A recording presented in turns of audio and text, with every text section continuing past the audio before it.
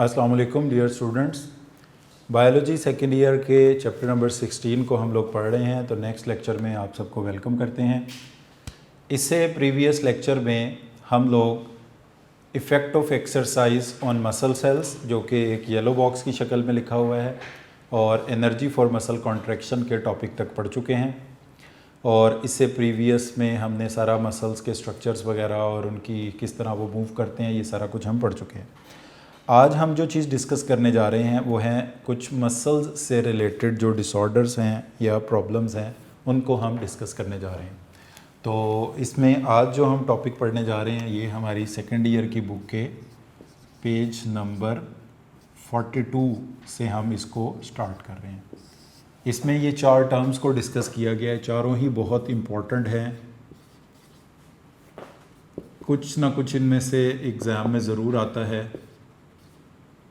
Mostly short questions या MCQs ही पूछे जाते हैं, तो इस हवाले से और एंट्री टेस्ट के टॉपिक्स में भी ये इंक्लूडेड है। तो पहला टॉपिक इसमें आता है मसल फटीग का। तो डियर स्टूडेंट्स, मसल फटीग का मतलब है physiological inability of muscle to contract. Physiological inability of muscle to contract. Muscle के फिजियोलॉजिकली कॉन्ट्रैक्ट करने की इनएबिलिटी को कहा जाता है मसल फटीग। अब मसल फटीग क्यों होते हैं, इसकी कुछ रीज़न्स में से जो मेन रीज़न है, नंबर 1 इसकी रीज़न होगी energy deficiency, ATP deficiency, ATP की कमी। अगर सेल किसी वजह से एटीपी से डेफिशिएंट हो जाते हैं तो मसल्स कैन फटीग। अब उसकी क्या वजह बनेगी, देखें, एक मसल कॉन्ट्रैक्ट होना शुरू हुआ, इनिशियली तो उसमें स्टोर्ड एटीपी होंगे, उसके बाद अगर वो एटीपी कम हो जाते हैं, ख़त्म हो जाते हैं, तो उसको एटीपी फराहम करने के लिए केराटिनिन फॉस्फेट मौजूद होगा। फिर उसको एरोबिक रेस्पिरेशन के ज़रिए एटीपी मिल सकते हैं, फिर उसको एनारोबिक रेस्पिरेशन के ज़रिए एटीपी मिल सकते हैं। यानी जब कोई मसल प्रोलॉन्ग एक्टिविटी में चलना शुरू हो जाता है तो उसके पास स्टोर्ड एटीपी कम हो जाते हैं, एरोबिक रेस्पिरेशन से मिलते हैं, क्रेटिनिन फॉस्फेट से मिलते हैं, अल्टीमेटली वो एनारोबिक पर आ जाता है। और एनारोबिक में क्योंकि नंबर ऑफ़ एटीपी कम बनते हैं, वो उतने नहीं हो सकते जितनी उसकी सेल की ज़रूरत है, मसल्स की ज़रूरत है, तो मसल्स फिर प्रॉपरली कॉन्ट्रैक्ट नहीं हो पाते। तो एटीपी की कमी होना एक मसल फटीग की वजह बन सकता है। इसके बाद फिर जब मसल्स एनारोबिक रेस्पिरेशन पर जाते हैं किसी प्रोलॉन्ग स्ट्रेनोस एक्टिविटी के नतीजे में, तो मसल्स में लैक्टिक एसिड बढ़ना शुरू हो जाता है। ये भी एक वजह बन सकती है मसल फटीग की। और लैक्टिक एसिड क्योंकि एसिड्स है, तो एसिडिक एनवायरनमेंट में एसिड्स की जो पीएच है वो कम होती है, तो पीएच ड्रॉप होना शुरू हो जाएगी, कम होना शुरू हो जाएगी। इसकी वजह से मसल्स में मसल्स में पेन स्टार्ट हो जाएगी। जैसे हेड एक, बैक एक होता है, कमर दर्द, हेड एक, सिर दर्द, इसी तरह मसल एक, मसल्स में दर्द स्टार्ट हो जाएगी पीएच के कम होने और लैक्टिक एसिड के बढ़ने की वजह से। अब डियर स्टूडेंट्स, तो ये तो एक मसल फटीग का कॉन्सेप्ट है कि जब भी कोई मसल्स बहुत ज़्यादा एक्टिविटी, स्ट्रेनोस एक्टिविटी करते हैं तो उसमें एटीपी कम हो सकता है, लैक्टिक एसिड बढ़ सकता है, पीएच उसमें ड्रॉप हो सकती है। अब ऐसा क्या होता है कि हम कहते हैं ये मसल फटीग हो गए हैं? एटीपी की वजह से क्रॉस ब्रिज, जो कि हम प्रीवियस लेक्चर में पढ़ चुके हैं, एक्टिन और मायोसिन के जुड़ने को कहते हैं। और cross bridges are unable to detach. Cross bridges अलहदा नहीं होना चाहते। क्रॉस ब्रिज जुड़ तो गए हैं, स्टिमुलस आया, कॉन्ट्रैक्ट, मगर वो अलहदा नहीं हो पा रहे। Why? Because of the deficiency of ATP. क्योंकि आपको पता है क्रॉस ब्रिजेस को अलहदा करने के लिए, मसल्स को दोबारा उसकी नॉर्मल स्टेट पर लाने के लिए एटीपी की ज़रूरत होती है। तो इस वजह से क्या होगा, cross bridges are unable to detach, और ये कंडीशन किसकी वजह से है? एटीपी की कमी की वजह से है। यानी क्रॉस ब्रिज प्रोलॉन्ग जो है ना वो अटैच रहेंगे। इसके लिए एक टर्म यूज़ की जाती है कॉन्ट्रैक्चर्स। कॉन्ट्रैक्चर का मतलब होता है प्रोलॉन्ग कॉन्ट्रैक्शन ऑफ मसल, या स्पाज्म भी कहते हैं कि क्रॉस ब्रिज अटैच हो गए हैं, वो अटैच ही हैं, अलहदा नहीं हो रहे, तो इस कंडीशन को हम कहते हैं मसल फटीग। तो अब डियर स्टूडेंट, इस तरह के एमसीक्यू के physiological inability of muscle to contract को क्या कहते हैं, एटीपी की कमी की वजह से क्या होगा, लैक्टिक एसिड के बढ़ने से क्या होगा, अगर मसल्स की पीएच ड्रॉप हो रही है तो मसल्स में क्या चीज़ बढ़ रही है, लैक्टिक एसिड बढ़ रहा है, इसमें पेन स्टार्ट हो गई है, या क्रॉस ब्रिजेस किसकी वजह से अलहदा नहीं होते, एटीपी की कमी। तो ये इसके हवाले से बनने वाले छोटे छोटे एमसीक्यूज़ के पॉइंट हैं। तो डियर स्टूडेंट्स, नेक्स्ट जो डिसऑर्डर या कोई प्रॉब्लम जो मसल्स में अराइज हो सकता है, उस प्रॉब्लम को हम कहते हैं टेटिनी। नेक्स्ट जो प्रॉब्लम हम डिस्कस करने जा रहे हैं मसल से रिलेटेड, वो है tetany. Tetany is caused by hypocalcaemia. Hypo का मतलब होता है कम, और कैल्सीमिया का मतलब होता है लेवल ऑफ कैल्शियम। तो tetani is caused bye low level of calcium in blood. अब यूजुअली लेवल ऑफ कैल्शियम जो ब्लड में कंट्रोल किया जाता है वो इन दो हार्मोन्स की वजह से किया जाता है। एक का नाम है कैल्सिटोनिन, जो अगले चैप्टर में आ जाकर भी आप पढ़ लेंगे। कैल्सिटोनिन ब्लड में कैल्शियम को कम करता है, और दूसरा हार्मोन है उसको पीटीएच बोलते हैं। पीटीएच का फुल नेम भी लिख देते हैं, parathyroid hormone. Parathyroid hormone blood में कैल्शियम लेवल को ज़्यादा करता है। अब इसको कैसे करता है इस डिटेल में फ़िलहाल हम नहीं जा रहे। नॉर्मली अगर ब्लड का कैल्शियम लेवल नॉर्मल मेंटेन रहता है तो इसका मतलब होता है कि अगर कम हो रहा है तो पैराथायरॉयड हार्मोन इसको बढ़ा देता है, अगर बढ़ रहा है तो कैल्सिटोनिन हार्मोन इसको कम कर देता है, वो नॉर्मल लिमिट्स में रहता है। अगर इनके किसी मेटाबॉलिक फेलियर की वजह से ब्लड का कैल्शियम लेवल जो है वो कम हो जाता है, तो इसके नतीजे में जो प्रॉब्लम अराइज होगी इसको हम नाम देंगे टेटनी का। और टेटनी की में जो मेन प्रॉब्लम होती है वो ये ओवर एक्साइटेबिलिटी ऑफ न्यूरॉन।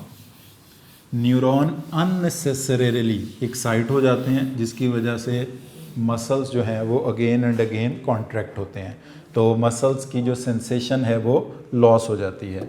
तो ख़ुद ब खुद से ओवर एक्साइटेबिलिटी ऑफ न्यूरॉन्स इसमें होती है। और असल में ये आपको अभी हमने प्रीवियस लेक्चर में पढ़ा है कि जब कोई मोटर न्यूरॉन नर्व इम्पल्स लेकर आता है तो मसल कॉन्ट्रैक्ट होता है।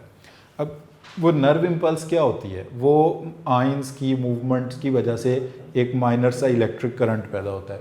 तो आपने देखा क्योंकि इसमें हाइपोकैल्सीमिया हुआ है, कैल्शियम का लेवल कम हुआ है, इसका मतलब है सारा बॉडी का आयोनिक बैलेंस जो है वो चेंज हो गया।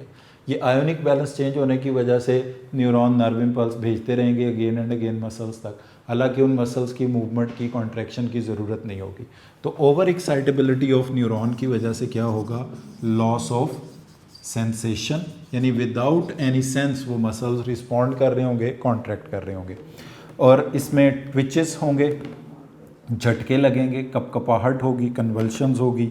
और अगर ये हमारे रेस्पायरेटरी मसल्स तक चला जाता है, लेरेंक्स वगैरह में ये पैदा हो जाता है, लेरेंक्स में या फेरेंक्स में, तो इसके नतीजे में क्या होगा, रेस्पायरेशन रुक जाएगी, यानी कि रेस्पायरेटरी पैरालिसिस पैदा हो जाएगा, और जो कि सीवियर हो सकता है, यानी कि डेथ का बाइस भी बन सकता है।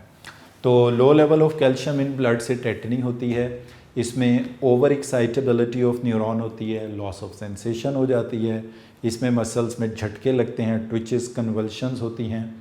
और अगर ये प्रोग्रेसिवली लेरेंक्स फेरेंक्स यानी रेस्पिरेटरी मसल्स तक पहुंच जाए तो सांस रुकने की वजह से, रेस्पिरेटरी पैरालिसिस की वजह से डेथ भी हो सकती है। यहाँ पर डियर स्टूडेंट्स ये बात आपने याद रखनी है कि टेटनी एक मेटाबॉलिक डिस्टर्बेंस है, इन्फेक्शियस नहीं है, जो कि किसी वजह से कैल्शियम के कम होने की वजह से होती है। इससे मिलता जुलता ये एक टर्म है टेटनस। टेटनी अभी हमने डिस्कस किया और चीज़ है, टेटनस और चीज़ है। Tetanus is a bacterial infection, ये एक बैक्टीरियल इन्फेक्शन है और जिस बैक्टीरिया से ये होता है इसको कहते हैं क्लोस्ट्रीडियम टेटेनाई। जो क्लोस्ट्रीडियम जीनस के बैक्टीरिया होते हैं डियर स्टूडेंट्स, ये ऐसे एनवायरनमेंट में रहते हैं जहां ऑक्सीजन की एब्सेंस हो, यानी सॉइल में, मिट्टी में, कहीं जहां ऑक्सीजन अवेलेबल ना हो। अगर ये किसी ऐसी जगह पर आ जाते हैं जहां पर ऑक्सीजन अवेलेबल हो तो ये अपने स्पोर्स में कन्वर्ट हो जाते हैं और फिर जब ये किसी ऐसी जगह पर पहुंचते हैं जहां पर ऑक्सीजन अवेलेबल ना हो तो वहां पर फिर से फ्लरिश होकर ये वेजिटेटिव सेल्स या बैक्टीरिया बन जाते हैं। तो क्लोस्ट्रीडियम टेटनाई ये वो बैक्टीरिया है जो कि टेटनस की डिजीज़ कॉज करता है।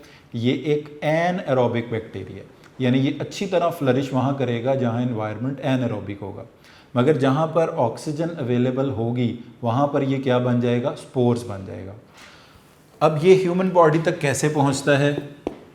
ह्यूमन बॉडी तक आम तौर पर पहुँचते हैं इसके स्पोर्स, और वो किसी कट वुंड या इंजरी से पहुँचते हैं, जैसा किसी का रोड पर एक्सीडेंट हुआ या और कहीं से भी कोई स्किन डैमेज हो गई, इंजरी होगी, कट, अगर उस सरफेस पे जहाँ से ये इंजरी हुई है क्लोस्ट्रीडियम के स्पोर्स मौजूद हैं तो वो स्पोर्स आपकी वुंडेड साइट में दाखिल होंगे। वो जो वुंडेड साइट होती है ना, हाईली एनारोबिक होती है क्योंकि उस वक्त उसमें ब्लड सप्लाई लॉस हो चुकी होती है। तो जैसे ही उनको स्पोर्स को ये एनारोबिक कंडीशन मिलेंगी, ये स्पोर्स यहाँ पे बढ़ना शुरू हो जाएंगे और ये वेजिटेटिव सेल्स में चेंज हो जाएंगे और वो वेजिटेटिव सेल्स बॉडी के अंदर टॉक्सिन्स पैदा कर देंगे। अब ये टॉक्सिन्स बॉडी में जाकर क्या करते हैं, इसकी जो सबसे मेजर जो इसकी सिम्टम है क्लोस्ट्रीडियम टेटनाई की, वो है जॉ लॉक। इसमें आपको पता है कि हमारे जो लोअर जॉ है, मैंडिबल जिसे कहते हैं, वो ये एक बोन है जो मूव करती है पूरी स्कल में, तो ये स्टिफनेस हो जाएगी, जॉज की मूवमेंट रिस्ट्रिक्ट हो जाएगी और ये स्टिफनेस बढ़ते बढ़ते नेक के मसल्स और रेस्पिरेटरी मसल्स तक चली जाएगी। अगर ऐसा हो जाता है तो इसके नतीजे में इसकी डेथ भी वाक़या हो सकती है। तो डियर स्टूडेंट्स, इसी का जीनस का एक और बैक्टीरिया आपने फर्स्ट ईयर में पढ़ा था जिसको हम कहते हैं स्ट्रॉन्ग, जो severe form of food poisoning cause करता है, जिसको बोलते हैं बोचुलिज्म। उसका भी नेम यही है, क्लोस्ट्रीडियम बोचुलिनम। तो वो भी इसी जीनस से बिलोंग करता है, वो भी इसी तरह मस्कुलर पैरालिसिस कॉज करता है। ये येलो बॉक्स में इसके बारे में आपकी बुक में लिखा हुआ है, इधर एक MCQ का पॉइंट है कि in developing countries mortality rate due to tetanus is 40% mortality rate है इन डेवलपिंग कंट्रीज़।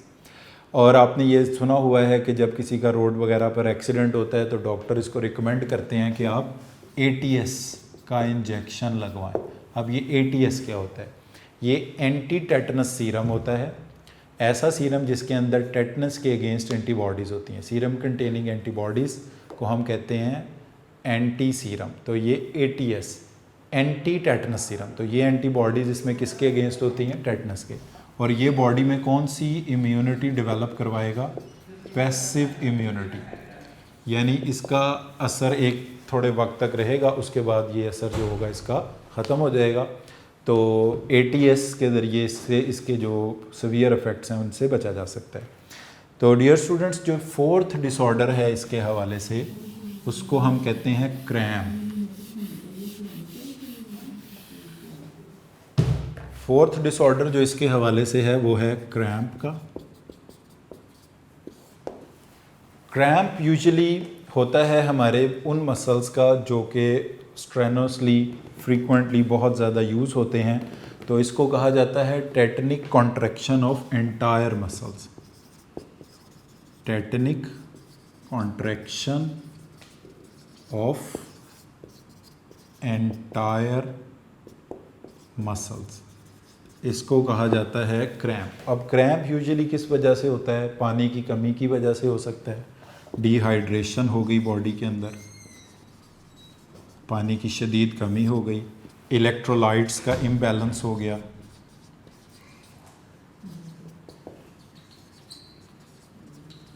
इलेक्ट्रोलाइट में जैसे सोडियम, पोटाशियम, कैल्शियम, इनका इम्बैलेंस बॉडी के अंदर क्रिएट हो गया, इसकी वजह से हो सकता है। स्पाइनल कॉर्ड की इरिटेशन की वजह से हो सकता है, स्पाइनल प्रॉब्लम की वजह से। इसके अलावा ग्लूकोज की कमी की वजह से भी पैदा हो सकते हैं, क्रैम्प पैदा हो सकते हैं। तो इसकी क्रैम्प की कॉजेज़ में है डिहाइड्रेशन, पानी की कमी की वजह से होगा, इलेक्ट्रोलाइट इम्बैलेंस की वजह से होगा, यानी सोडियम, पोटाशियम, कैल्शियम इनकी बॉडी के अंदर इम्बैलेंस हो गया, इनमें से कोई आयन कम हो गया। स्पाइनल कॉर्ड की इरिटेशन की वजह से हो सकता है, और ग्लूकोज की हाइपोग्लाइसीमिया, ये इसकी बड़ी बड़ी कॉजेज़ हैं जिसकी वजह से ये हो सकता है। और ये यूजुअली होता है एथलीट्स में क्रैम्प होते हैं, या ये होता है आफ्टर एक्सरसाइज, यानी एक्सरसाइज के नतीजे में क्या होता है, स्वेटिंग होती है, पानी की कमी हो जाती है, पानी के साथ साथ बहुत सारे आयंस, इलेक्ट्रोलाइट बॉडी से लॉस हो जाते हैं। तो ये चीज़ें इसकी वजह बनती हैं, और it may last for few second to many hours. इसलिए जैसे ही कोई क्रैम्प किसी को फील होता है, उसको फ़ौरन इमीडिएटली रेस्ट करना चाहिए, और स्ट्रेच सबसे बेस्ट रिलीफ, जल्दी इमीडिएट रिलीफ प्रोवाइड करते हैं क्रैम्प से। तो स्ट्रेच करें मसल्स को और रेस्ट करें, उससे क्या होगा, क्रैम्प जल्दी से जल्दी ख़त्म हो जाएगा। मगर अगर क्रैम्प होने के बावजूद अगर आप उस मसल्स को यूज़ करने की एक्सरसाइज, या कोई अगर आप एथलीट हैं तो खेलने की कोशिश करेंगे, तो ये मसल्स की टीयर या किसी इंजरी का बाइस बन जाएगा, जो कि फिर ज़्यादा वक्त तक प्रॉब्लम कॉज कर सकता है। तो डियर स्टूडेंट्स, ये मसल्स के हवाले से 4 प्रॉब्लम्स थे जो हमने डिस्कस करने थे, जिसमें physiological inability of muscle to contract, इसको कहते हैं muscle fatigue. Low level of calcium in blood cause करता है tetany. Clostridium tetani an aerobic bacteria, इसके स्पोर्ट से पैदा होने वाले टॉक्सिन्स बॉडी में कॉज करते हैं टेटनस। और टेटनिक कॉन्ट्रैक्शन ऑफ एंटायर, अब टेटनिक क्यों कह रहे हैं इसको, क्योंकि टेटनी होती है इलेक्ट्रोलाइट की कमी, कैल्शियम भी एक इलेक्ट्रोलाइट ही है, तो ये भी इलेक्ट्रोलाइट्स की कमी की वजह से हो सकता है। बट ये चंद मसल सेल्स या फाइबर्स में नहीं होगा, एंटायर मसल में होगा। जैसे कि हिप के मसल्स, थाइस के मसल, पूरे का पूरा मसल ही वो जो होगा ना, रिजिड हो जाएगा, टॉट मतलब सख्त हो जाएगा, स्टिफ हो जाएगा, और उसमें पेन स्टार्ट हो जाएगी मूवमेंट करने पे। इस कंडीशन को हम नाम देंगे क्रैम्प का। तो यहाँ पर डियर स्टूडेंट्स, ये मसल्स के हवाले से जो 4 प्रॉब्लम्स डिस्कस करने थे वो हमने मुकम्मल किए। इसके बाद नेक्स्ट बहुत इंपॉर्टेंट टॉपिक आ रहा है, और ये हमारा लॉन्ग क्वेश्चन के पॉइंट ऑफ व्यू से भी इम्पॉर्टेंट टॉपिक है एंटागोनास्टिक मूवमेंट्स का, कि मसल्स का पेयर किस तरह से एंटागोनास्टिकली अरेंज होता है। तो डियर स्टूडेंट्स, सबसे पहले आपको बता दें कि मसल्स के पार्ट्स कौन कौन से होते हैं। मसल्स के पार्ट्स में 3 मसल्स के बेसिकली पार्ट होते हैं। मसल्स का जो थिक सेंट्रल पार्ट होता है, इसको हम नाम देते हैं बेली का। जो central thick part of the muscle is known as belly, और इसके एक पार्ट को कहा जाता है ओरिजिन, और दूसरे पार्ट को इसके कहा जाता है इंसर्शन। अब ओरिजिन मसल के उस एंड को बोलते हैं जो इमूवेबल बोन पर होता है, यानी ये याद रख लें कि जब भी कोई मसल कॉन्ट्रैक्ट करता है तो उसके 2 एंड्स हैं, एक ओरिजिन और एक इंसर्शन। जिस एंड पर उसका ओरिजिन होगा, यानी जिस बोन के ऊपर मसल का ओरिजिन होगा, मसल के कॉन्ट्रैक्ट होने से वो बोन मूव नहीं करेगी। जिस एंड पर जिस बोन पर मसल का इंसर्शन होगा वो मूवेबल होगा, वो एंड मूवेबल होगा, और वो बोन मूव करेगी। फॉर एग्ज़ाम्पल, अभी हम ले लेते हैं इसकी एग्ज़ाम्पल, बाइसेप का ओरिजिन है स्कैपुला पर, तो जब बाइसेप का मसल कॉन्ट्रैक्ट करेगा तो स्कैपुला को मूव नहीं करना, क्योंकि वो ओरिजिन है। और बाइसेप का इंसर्शन है रेडियस पर। अगर ये हम मसल का नाम क्या ले लें, बाइसेप, तो इसका ओरिजिन है स्कैपुला पर, और इसका इंसर्शन है रेडियस पर। तो जब ये बाइसेप का मसल कॉन्ट्रैक्ट करेगा तो रेडियस में मूवमेंट होगी, स्कैपुला में मूवमेंट नहीं होगी, क्योंकि बाइसेप का ओरिजिन है स्कैपुला पर और बाइसेप का इंसर्शन है रेडियस पर। अब मसल्स के जो एंड्स हैं, इनको एक कनेक्टिव टिश्यू के ज़रिए ये कवर्ड होते हैं, जिसको हम कहते हैं टेंडन्स, ये भी टेंडन। कुछ मसल ऑल्दो ऐसे होते हैं जो डायरेक्ट बोन्स के साथ जुड़े होते हैं, बट मोस्टली मसल्स जो हैं या लार्ज जो यूज़ के मसल्स हैं वो टेंडन्स के ज़रिए बोन्स के साथ कनेक्टेड होते हैं। तो फॉर एग्ज़ाम्पल, ये अगर टेंडन के ज़रिए, अब टेंडन की क्या प्रॉपर्टीज़ हैं? पहली प्रॉपर्टी ये है कि टेंडन किसका नाम है? कनेक्टिव टिश्यू का नाम। टेंडन एक कनेक्टिव टिश्यू है जो कि इसका काम क्या है? टेंडन एक कनेक्टिव टिश्यू है। नंबर 2, ये मसल्स और बोन्स को आपस में जोड़ने का काम करता है। और नंबर 3, ये इनएलास्टिक है, इसमें कोई लचक नहीं है। तो tendons are those connective tissue which connect the muscles with the bones and they are inelastic in nature. Basically जब ये मसल कॉन्ट्रैक्ट होगा तो ये किसको पुल करेगा? टेंडन को पुल करेगा। टेंडन आगे किसके साथ कनेक्टेड है? टेंडन आगे कनेक्टेड है बोन के साथ। तो मसल्स पुल किसको करेंगे? टेंडन्स को। और टेंडन्स किसके ऊपर इंसर्टेड है? बोन्स के ऊपर, जो कि फिर बोन्स की मूवमेंट का बाइस बनेंगे। तो यहाँ पर अगर देखें आप, अगर ये टेंडन्स इलास्टिक होते तो मसल्स ने किसको? बोन को पुल नहीं किया, मसल्स ने पुल किया टेंडन को, तो टेंडन ही पुल हो जाता। जब मसल्स पुल कर रहे हैं टेंडन को तो टेंडन इनएलास्टिक है, तो वो सारी की सारी फोर्स किस तक जा रही है? बोन्स तक, जिसकी वजह से बोन्स में मूवमेंट पैदा हो रही है। यहाँ पर डियर स्टूडेंट्स एक शॉर्ट क्वेश्चन पूछा जाता है कि differentiate between tendons and ligaments. तो ये बात अब आपको समझ आ गई कि ओरिजिन इंसर्शन, ये भी यहाँ का शॉर्ट क्वेश्चन है। The end of muscle attached to the movable bone is known as insertion and the end of muscle attached to the immovable bone is known as origin, and the central thick part of the muscle between origin and insertion is known as belly। तो एक तो ये short question हो गया। अब उसके बाद tendon के साथ एक और टर्म डिस्कस की जाती है, वो है लिगामेंट्स।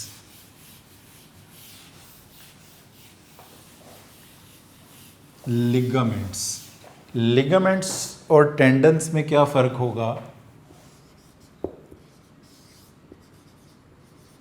लिगामेंट्स डियर स्टूडेंट्स ऐसे कनेक्टिव टिश्यू को कहते हैं, ये भी कनेक्टिव टिश्यू ही हैं, मगर ये ऐसे कनेक्टिव टिश्यू हैं जो बोन और बोन्स को आपस में कनेक्ट करते हैं, जो बोन को बोन के साथ कनेक्ट करते हैं। और ये जो लिगामेंट्स जो कनेक्टिव टिश्यू हैं ये होते हैं इलास्टिक इन नेचर। अब जैसे ये एल्बो जॉइंट है, यहाँ पे रेडियस, अल्ना, ह्यूमरस 3 बोन्स हैं। ये बोन्स आपस में लिगामेंट्स के ज़रिए जुड़ी हुई हैं, मगर ये जॉइंट मूव भी करते हैं, कभी ये ज़्यादा मूव करते हैं, कभी ये कम मूव करते हैं। तो जॉइंट्स की मूवमेंट की वजह से ये इलास्टिक हैं, यानी जॉइंट्स पे अगर थोड़ा बहुत ज़्यादा दबाव भी आ जाए तो मूवमेंट के नतीजे में वो बोन्स अपनी नॉर्मल जगह पर रहती हैं। जबकि इसके मुकाबले में लिगामेंट्स क्या हैं? लिगामेंट्स भी कनेक्टिव टिश्यू हैं,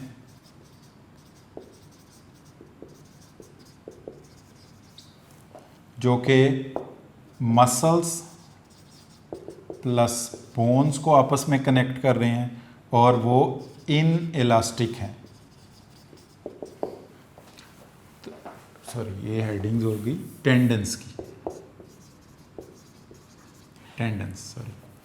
तो लिगामेंट्स कनेक्टिव टिश्यू जो बोन को बोन के साथ जोड़ते हैं, इलास्टिक, एंड टेंडन भी कनेक्टिव टिश्यू जो मसल को बोन के साथ जोड़ते हैं और इन इलास्टिक इन नेचर हैं। तो डियर स्टूडेंट्स यहाँ पर हम जो एग्जांपल डिस्कस करने जा रहे हैं वो एल्बो जॉइंट की है। तो इसकी ये जो एल्बो जॉइंट की मूवमेंट है, इसको कुछ नाम यहाँ पर दिए जाते हैं। इस तरह स्ट्रेटनिंग ऑफ द आर्म, बाजू के सीधे हो जाने को कहा जाता है एक्सटेंशन, और इसके बेंड होने को कहा जाता है फ्लेक्शन। फ्लेक्शन का मतलब होता है bending of arm at elbow joint is known as flexion. और जो मसल ये काम करवा रहा है, इस मसल को कहा जाता है फ्लेक्सर मसल। तो bending of arm at elbow joint is known as flexion and the muscle which is causing this flexion is known as flexor muscle. यहाँ पर 3 मसल्स हैं। पहले नंबर पर जो मसल है इसका नाम है बाइसेप ब्रेकाई। इसके बाद दूसरे नंबर पर जो मसल है इसको कहा जाता है ब्रेकियालस, और तीसरे नंबर पर जो मसल है इसको कहा जाता है ब्रेकियो रेडियालस। तो ये 3 मसल्स तीनों के तीनों कौन से मसल्स हैं? फ्लेक्सर मसल्स हैं। अब डियर स्टूडेंट्स, इनके ओरिजिन इंसर्शन के बारे में भी आपको पता होना चाहिए। बाइसेप ब्रेकाई, ब्रेकियालस और ब्रेकियोरेडियालस मसल, इनके ओरिजिन इंसर्शन कहाँ होते हैं? ओरिजिन आपको पता है मसल के उस एंड को बोलते हैं जो इमूवेबल बोन पर होता है, और इंसर्शन मसल के उस एंड को बोलते हैं जो कि मूवेबल बोन पर होता है। तो बाइसेप ब्रेकाई का ओरिजिन होता है स्कैपुला पर। ब्रेकियालस जो कि एक छोटा मसल है, इसका ओरिजिन होता है अपर एंड ऑफ ह्यूमरस पर, और ब्रेकियोरेडियालस मसल का ओरिजिन भी होता है अपर एंड ऑफ ह्यूमरस पर। अब इनके इंसर्शन की बात करें तो बाइसेप ब्रेकाई का इंसर्शन होगा रेडियस पर, ब्रेकियालस का इंसर्शन होता है अल्ना पर, ब्रेकियोरेडियालस का इंसर्शन भी होता है रेडियस पर। अब ये तीन मसल्स हैं जो कि bending of arm at elbow joint करते हैं, and bending of arm at elbow joint को कहते हैं फ्लेक्शन, और इस फ्लेक्शन कॉज करने वाले मसल्स को बोलते हैं फ्लेक्सर। बाइसेप ब्रेकाई फ्लेक्सर है, ब्रेकियालस फ्लेक्सर है, ब्रेकियोरेडियालस फ्लेक्सर है। तो अब डियर स्टूडेंट, इस तरह से ये बेंडिंग ऑफ आर्म को हम कहते हैं फ्लेक्शन, और ये कॉज करने वाले मसल्स को कहते हैं फ्लेक्सर मसल। जो स्ट्रेटनिंग ऑफ आर्म कॉज करते हैं, यानी जो फ्लेक्शन को ख़त्म करते हैं, straightening of arm at elbow joint को कहा जाता है एक्सटेंशन, और जो एक्सटेंशन कॉज करते हैं इन मसल्स को कहा जाता है एक्सटेंसर मसल्स। और इसकी एग्जांपल कौन सा मसल है? ट्राइसेप। ट्राइसेप के ओरिजिन पर 3 हेड्स होते हैं, इसलिए इसको ट्राइसेप कहते हैं। बाइसेप के ओरिजिन पर 2 हेड्स होते हैं, इसलिए इसको बाइसेप कहते हैं। यहाँ पर आप देखें कि फ्लेक्शन बेंडिंग ऑफ आर्म का नाम है और एक्सटेंशन स्ट्रेटनिंग ऑफ आर्म का नाम है। बाइसेप जो कि मेजर मसल है फ्लेक्सर, ये रिवर्स करता है ट्राइसेप के इफेक्ट को, और ट्राइसेप रिवर्स करता है बाइसेप के इफेक्ट को। यानी जिसने बेंडिंग ऑफ आर्म की वो बाइसेप है फ्लेक्शन, जिसने स्ट्रेटनिंग ऑफ आर्म की वो ट्राइसेप। तो ट्राइसेप ने बाइसेप के इफेक्ट को रिवर्स किया और बाइसेप ने ट्राइसेप के इफेक्ट को रिवर्स किया। इसका मतलब है ये मसल्स एक दूसरे के इन्वर्स काम कर रहे हैं, एंटागोनास्टिक काम कर रहे हैं। तो हमारी बॉडी में जो मसल्स हैं उनकी तादाद, ये भी एक MCQ का पार्ट है, आपने याद रखना है। 650 मसल्स ह्यूमन बॉडी में हैं। 650 पेयर नहीं है, 650 हैं, और ये 650 मसल मोस्टली पेयर्स की फॉर्म में है, यानी एक मसल दूसरे मसल के इफेक्ट को रिवर्स करता है। तो इस तरह की मूवमेंट जिसमें एक मसल दूसरे मसल के इफेक्ट को इन्वर्स करता है, इसको हम कहते हैं एंटागोनास्टिक मूवमेंट। तो यहाँ पर ट्राइसेप और बाइसेप जो हैं वो एक एंटागोनास्टिक पेयर के तौर पे काम कर रहे हैं। बेंडिंग ऑफ आर्म करने वाला बाइसेप है, इसको रिवर्स करने वाला ट्राइसेप जो कि स्ट्रेटनिंग ऑफ आर्म करेगा। इसी तरह स्ट्रेटनिंग ऑफ आर्म को ख़त्म करने वाला फिर बाइसेप है। तो बाइसेप ट्राइसेप एक दूसरे के एंटागोनास्टिक यहाँ पर काम कर रहे हैं। तो डियर स्टूडेंट, इस टॉपिक में से जो मेन चीज़ें हमने डिस्कस की वो ये हैं। लिगामेंट टेंडन्स का डिफरेंस बहुत इंपॉर्टेंट है एग्जामिनेशन पॉइंट ऑफ व्यू से। ओरिजिन इंसर्शन का डिफरेंस बहुत इंपॉर्टेंट है एग्जामिनेशन पॉइंट ऑफ व्यू से। फिर इसमें ये 3 मसल्स जो कि बेंडिंग ऑफ आर्म करते हैं फ्लेक्शन, फ्लेक्सर मसल कौन कौन से हैं? बाइसेप ब्रेकाई, ब्रेकियालस और ब्रेकियोरेडियालस। और इनका जो एंटागोनिस्ट है, इनके जो अपोजिट काम करता है, वो ट्राइसेप का मसल है। और एल्बो जॉइंट एक एग्जांपल है एंटागोनास्टिक मूवमेंट की। तो इस टॉपिक को हम यहाँ पर वाइंड अप कर रहे हैं। तो इस लेक्चर में डियर स्टूडेंट हमने मसल से रिलेटेड डिसऑर्डर और एंटागोनास्टिक मूवमेंट को डिस्कस किया है। आपने नोट्स से इस टॉपिक को long question, MCQ short question के पॉइंट ऑफ व्यू से अच्छी तरह पढ़ना है। Thank you very much.